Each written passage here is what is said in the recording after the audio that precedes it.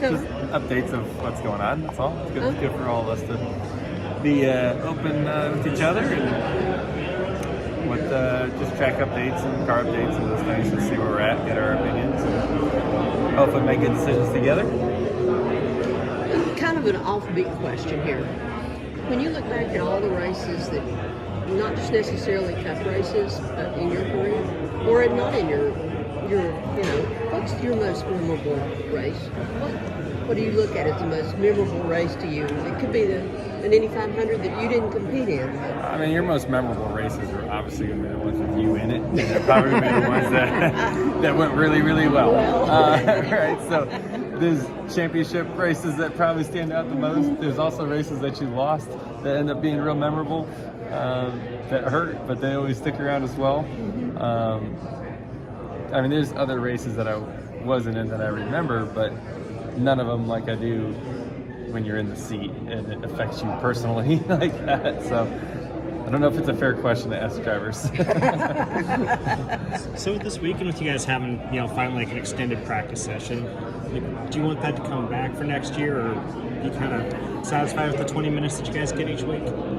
I mean, it'd be nice to have it more frequently than we do. I don't know if we have to do it every week. Yeah. But it'd be nice to have, some practice every now and again where we can go tune on the car and work on it and have some fun with that. I mean, it's enjoyable because it lets the guys, I think the teams like it as much as the drivers do, right? And the drivers like to work on the cars and try to come up with some stuff and things like that. But for the crew guys, you think about what their job has turned into compared to what it used to be when you had all the practice and you're switching over from race trim to qualifying trim and you'd overhaul the car during practice, and there was that adrenaline that went through all of them to do that, and we don't have that these days with the road crew guys anymore.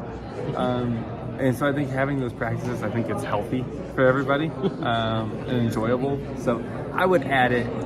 I'd add it 8 to 10 times a year. Okay. Is what I would do. And from your perspective as a driver, I mean, what's the biggest thing that you're taking away from it? Is it just the feel of the car and what you need in practice? Yeah. An extended session. Yeah, I mean, it's a typical what do you have on your car, and you try to adjust to what you think you're going to need in a race and make adjustments and get a read on it, right? If we don't have any ways of learning anymore besides simulation, which has limitations. There's nothing like putting the car on the racetrack and actually changing a spring and seeing what it did. Right? Actually see what it did.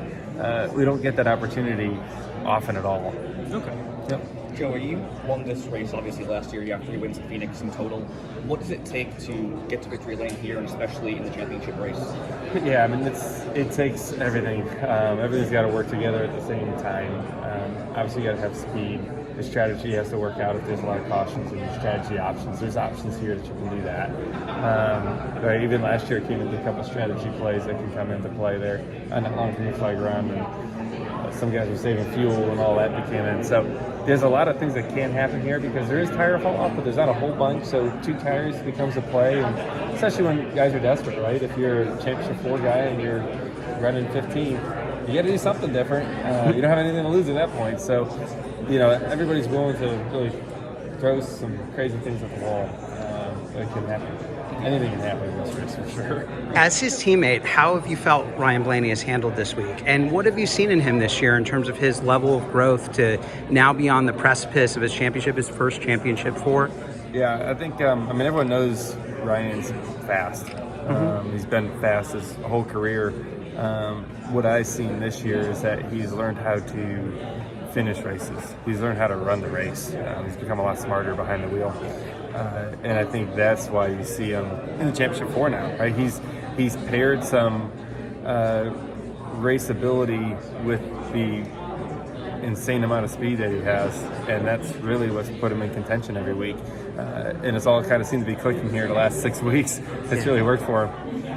Joey, kind of going back to what you were talking about. This is Harrison Burton, driver the number 21. Make sure to hit that subscribe button. Also, check out one of these 2 videos beside me. Visit frontstretch.com for more racing content.